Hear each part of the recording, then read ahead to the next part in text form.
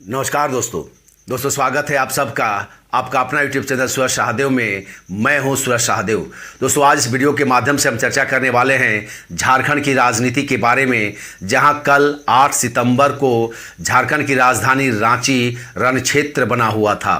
कुछ दिन पहले झारखंड विधानसभा के जो स्पीकर हैं आदरणीय रविंद्रनाथ महतो जी ने मुस्लिम समुदाय के लिए एक कमरा आवंटित कर दिया गया था और उस नोटिफिकेशन में साफ साफ लिखा हुआ था कि वहाँ नमाज अदा करने की जा सकती है या नमाज अदा करने के लिए TW 348 नंबर का कमरे को बुक कर दिया गया है, अलॉट कर दिया गया था। इसको लेकर के भाजपा सदन से लेकर सड़क तक काफ़ी आक्रामक रही और विरोध जताई। जैसे ही इसका नोटिफिकेशन जारी हुआ, हम सब जानते हैं कि 5 तारीख को सबसे पहले भाजपा वालों ने कि राज्य सरकार की पुतला दहन का कार्यक्रम किया। उसके बाद 6 सितंबर को सभी जिला मुख्यालयों में एक दिवसीय धरना दिया गया और धरना के माध्यम से राज्यपाल के नाम पर एक ज्ञापन सौंपा गया जिसमें इसको रद्द करने की मांग की गई थी। वहीं अगर हम 7 तारीख की बात करें तो भाजपा के सभी अनुषंगी इकाई जो मंच मोर्चा हैं उन लोगों के द्वारा संयुक्त रूप से प्रत्येक मुख्यालय में, जिला मुख्यालय में धरना का कार्यक्रम किया गया और वहां से भी राज्यपाल के नाम पे ज्ञापन सौंपा गया। उसमें भी मांग किया गया कि इस परंपरा को बंद किया जाए, इस नीति का रद्द किया जाए। वहीं पर अगर हम 8 तारीख की बात करें तो भाजपा ने एक व्यापक और बहुत बड़ी विधानसभा घेराव या विधानसभा चलो का एक कार्यक्रम तय किया था और किसी को यह अनुमान नहीं था कि यह कार्यक्रम इतना सफल और अभूतपूर्व होगा। हम सब जानते हैं दोस्तों कि जैसे ही कल भाजपा ने इस कार्यक्रम की शुरुआत अरगोड़ा मैदान से की, वहाँ भाजपा के कार्यकर्ता उमड़ पड़े थे।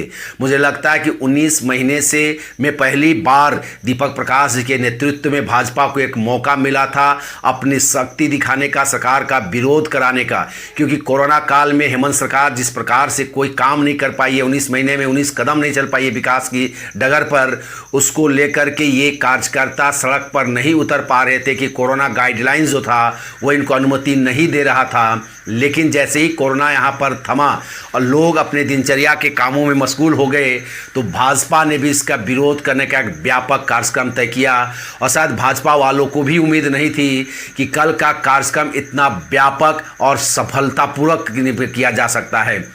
कल भाजपा की जो यह हुजूम था या जनसैलाब था, लगभग 3 किलोमीटर की दूरी पर सड़क की दोनों तरफ हजारों कार्यकर्ता ये अरगोड़ा मैदान से लेकर के विधानसभा यानी कि 10 किलोमीटर दूरी को तय करने के लिए दीपक प्रकाश जी के नेतृत्व में, बाबूलाल मरांडी जी के नेतृत्व में, रघुवर दास जी के नेतृत्व में या और कई अन्य सांसद थे, विधायक थे, उनके नेतृत्व में कल निकल पड़ा था। इतनी उमस भरी गर्मी थी और इतनी लंबी दूरी थी, इसके बावजूद भी किसी भी कार्यकर्ताओं में जोश की कमी नहीं देखी गई।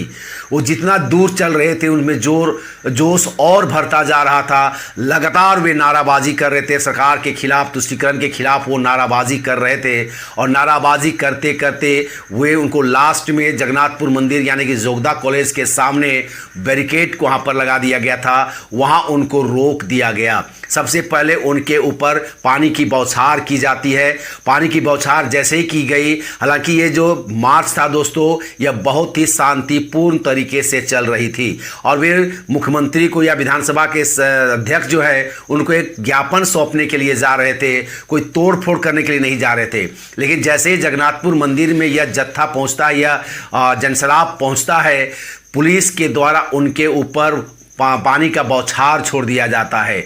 इसमें कुछ कार्यकर्ताओं में रोष उत्पन्न हो जाता है तो वे उनको जो बैरिकेड है उसको हटाने की कोशिश करते हैं और जैसे उसे हटाने की कोशिश करते हैं पुलिस ताबड़तोड़ लाठियां भांजने लगती है।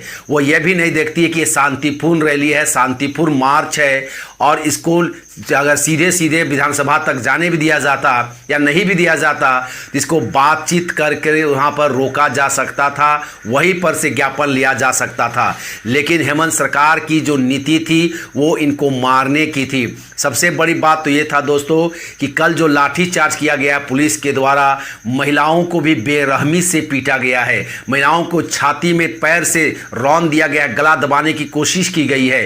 कार्यकर्ता जब वहां से भागने लगे, गिर गए, गिरने के बावजूद भी लगातार ये डंडा बरसाने लगे। एक बार तो ऐसा लगा कि ये झारखंड की पुलिस नहीं, ये भारत की पुलिस नहीं, ये अफगानिस्तान के तालिबान के शासक के अधीन लगाए गए जो हक्कानी नेटवर्क के जो ग्रुप के सदस्य हैं, वही एक बार से ऐसा लगा कि ये लोग शायद उसी रूप में हेमंत सरकार के निर्देश में काम कर रहे थे और उनको भरपूर पीटा है। अगर मान लीजिए पुलिस वहां लाठी भांजने लगी, अगर कार्यकर्ता भाग रहे हैं तो उसको दौड़ा दौड़ा कर गिर जाने के बावजूद भी मारने की क्या ज़रूरत थी? अगर आपका मकसद था कि इस भीड़ को हम तितर बितर कर दें, अगर आपका मकसद साथ जो आप बैरिकेड लगाए थे उस बैरिकेड से कार्यकर्ता दूर चले जाए, तो वो तो तितर बितर हो ही गए थे, वे तो अलग भलग भाग ही गए थे। फिर भी आपने उसको दौड़ा दौड़ा कर पशुओं की तरह, आतंकवादियों की तरह या उग्रवादियों की तरह आपने उसको मारा है, जिसकी जितनी भर्त्सना की जाए वो कम है। ये बहुत ही निंदनीय है दोस्तों। हद तो तब हो गई दोस्तों कि झारखंड के मुख्यमंत्री हेमंत सोरेन के निर्देश में झारखंड पुलिस ने कल एक सांसद के ऊपर में लाठी चलाया है। एक पूर्व मुख्यमंत्री जो आदिवासी नेता आदरणीय से बाबूलाल मरांडी जी, उन पर इन्होंने लाठी चलाया है। अगर बाबूलाल मरांडी जी और दीपक प्रकाश जी के साथ में अगर सुरक्षा बल नहीं होते तो शायद इन लोगों की कल हाथ पैर तोड़ देने का मकसद था या जान मार देने की भी इनकी मकसद थी। बाबूलाल मरांडी जी, दीपक प्रकाश ने साफ साफ कहा है कि आज के जो विधानसभा मार्च जो था, ये शांतिपूर्वक मार्च था, इस पर जानबूझकर पुलिस, उन्होंने पुलिस को हालांकि दोष नहीं दिया है, उन्होंने कहा कि पुलिस को हेमंत सरकार एक टूल के रूप में इस्तेमाल की है और पुलिस हेमंत सरकार के निर्देश में पुलिस ने कल वो कार्रवाई की है और उन्होंने एक मुख्यमंत्री, आदिवासी मुख्यमंत्री को जान लेने की भी कोशिश की थी। पुलिस वालों की हेमंत सरकार के टारगेट में बाबूलाल मरांडी जी थे, क्योंकि आज अगर हेमंत सोरेन को सबसे ज़्यादा डर है तो बाबूलाल मरांडी जी से डर है, क्योंकि हेमंत सोरेन एक आदिवासी नेता है, बाबूलाल मरांडी जी भी आदिवासी नेता है और कहीं ना कहीं दोनों ही नेता संथाल परगना से आते हैं। और कहा जाता है कि हेमंत सोरेन जी की यानी कि झारखंड मुक्ति मोर्चा की सबसे ज़्यादा पकड़ अगर कहीं है तो वो संथाल में है और संथाल की राजनीति में वो एक दबदबा बनाए जाना चाहते हैं, वो एक स्वयं शासन करना चाहते हैं, किसी और आदिवासी नेता को वहाँ फलने फूलने या पनपने नहीं देना चाहते हैं, जिसका नतीजा था कि वो कल बाबूलाल मरांडी जी पर टारगेट किया था या उनकी हत्या के मकसद से उन पर उनके लाठीचार्ज किया गया था। धन्य हो भाजपा के कार्यकर्ताओं का, धन्य हो सीआरपीएफ जो बाबूलाल मरांडी जी के साथ सुरक्षा में चलती है, उन लोगों का। अगर वे नहीं होते तो सचमुच में कल बाबूलाल मरांडी जी की हत्या कर दी गई होती। बाबूलाल मरांडी जी ने साफ कहा, पत्रकारों को संबोधित करते उन्होंने साफ कहा कि आज जो पुलिस वालों जिस प्रकार से लाठी चलाई थी या मारने की कोशिश की गई थी, कल हो सकता है जो पत्रकार आज उनसे इंटरव्यू ले रहे हैं, कल हो सकता है आप लोग शोक मनाने आते। यानी कि बाबूलाल मरांडी को भी एहसास हो गया था पुलिस की रवैया को देख करके कि ये जान मारने ही के लिए आई थी।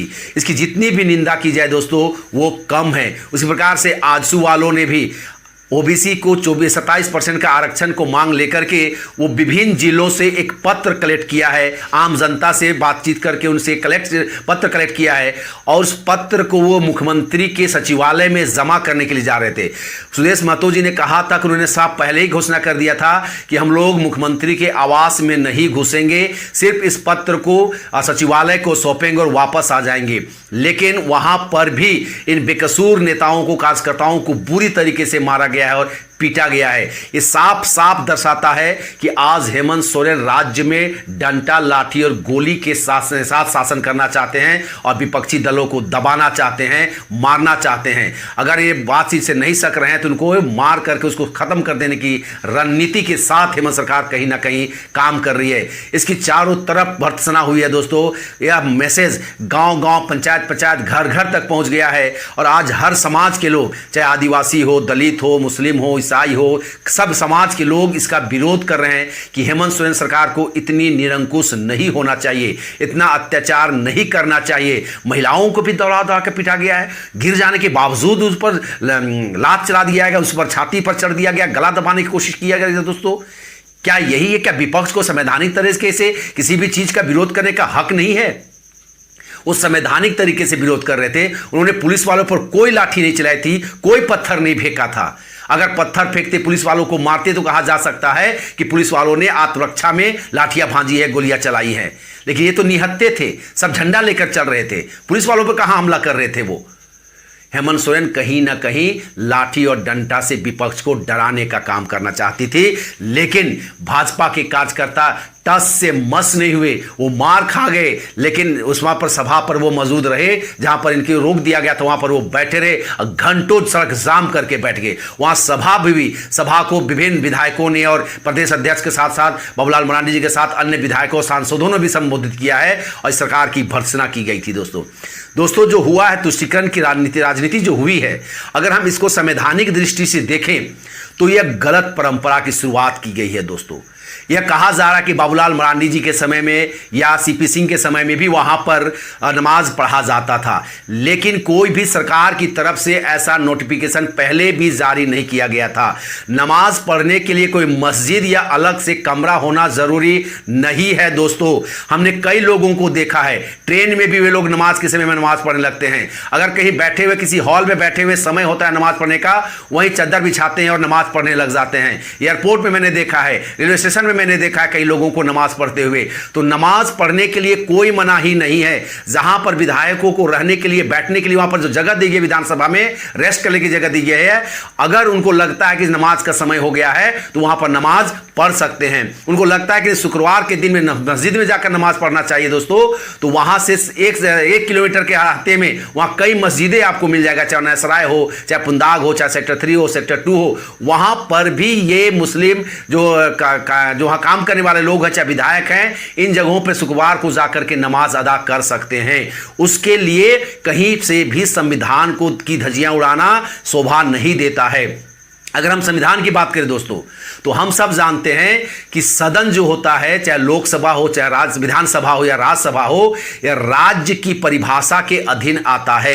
और जब हम राज्य की परिभाषा की बात करते हैं तो भारत एक धर्मनिरपेक्ष राज्य होता है, और राज्य होता है वो पंथ निरपेक्ष होता है। यानी कि किसी भी राज्य में या सदन को किसी एक विशेष धर्म के लिए हम सीमित नहीं कर सकते हैं, या किसी एक विशेष धर्म को हम बढ़ावा नहीं दे सकते हैं। इसी गलती को हेमंत सरकार ने किया है कि उन्होंने नमाज के लिए जो नोटिफिकेशन जारी कर दिया है उसको एक विशेष धर्म के लिए सीमित करने की कोशिश किया है या बढ़ावा देने की कोशिश किया है।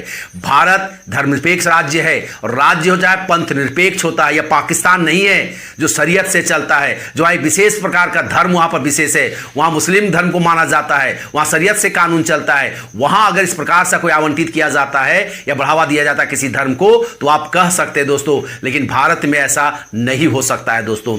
इसको अगर हम कई संविधान विशेषज्ञों की बात करें तो उन लोगों ने भी इसकी निंदा की है। उन लोगों ने भी कहा है कि यह कहीं भी भारत में ऐसा नहीं देखा गया है कि सदन को, जो कि लोकतंत्र का मंदिर है, जहां पर संविधान की वहां पर यह संशोधन किया जाता है या संविधान का निर्माण किया जाता है, जहां पर राज्य के विकास के लिए नीतियां बनाई जाती है, जहां पर राज्य की जनता के साथ अगर कोई अन्याय होता है तो उसको न्याय के लिए सदन में जो हमारे प्रतिनिधि होते हैं उसके लिए वो लड़ते हैं। सरकार अगर कोई गलत नीति अपनाती है तो उसका वहां पर विरोध होता है और वहां पर कानून बनता है और लोगों को न्याय मिलता है। लेकिन जब एक विशेष धर्म के लिए इसको सीमित कर दीजिएगा तो मुझे लगता है दोस्तों कि वहां से न्याय मिलना मुश्किल हो जाएगा। भाजपा वालों ने उसका विरोध नहीं किया दोस्तों, हालांकि विरोध होना चाहिए था, क्योंकि सदन जो होता है, जो स्पीकर जो विधानसभा या लोकसभा होता है, वो कानून बनाने के लिए होता है, आपका विकास की योजनाएं बनाने के लिए होता है,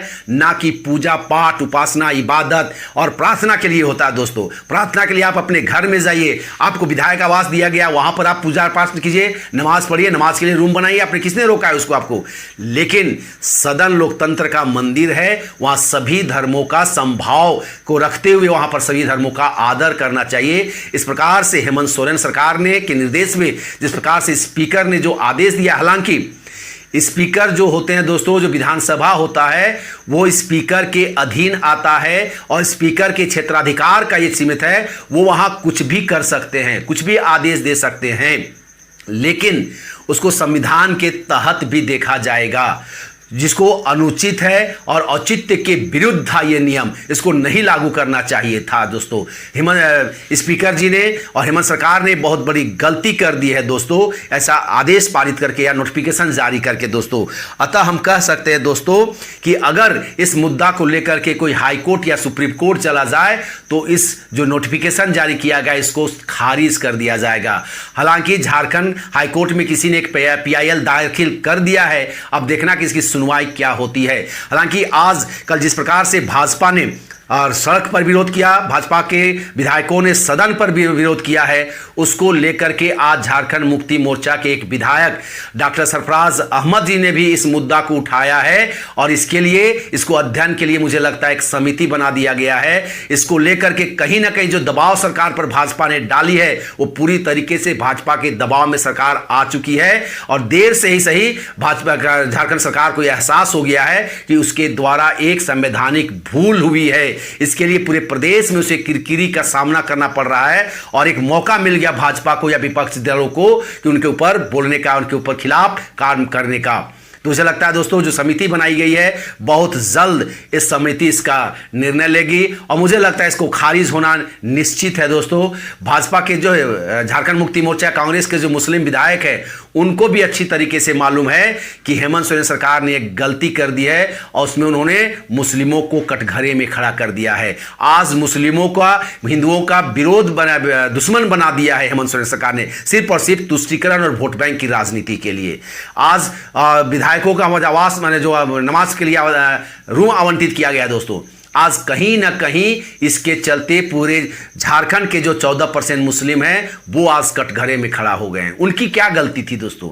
उन्होंने तो आपको वोट दे करके जिताया, सरकार बनवाया है। उन्होंने मांग भी तो नहीं की थी कि उनको यहाँ पर विधानसभा में नमाज पढ़ने के लिए एक रूम दिया जाए, आवंटित किया जाए। जो नियम चल रहा था, अगर सरकार कहती है कि यह नियम चल रही थी तो चलने देती, उस पर नोटिफिकेशन जारी करने की क्या जरूरत था?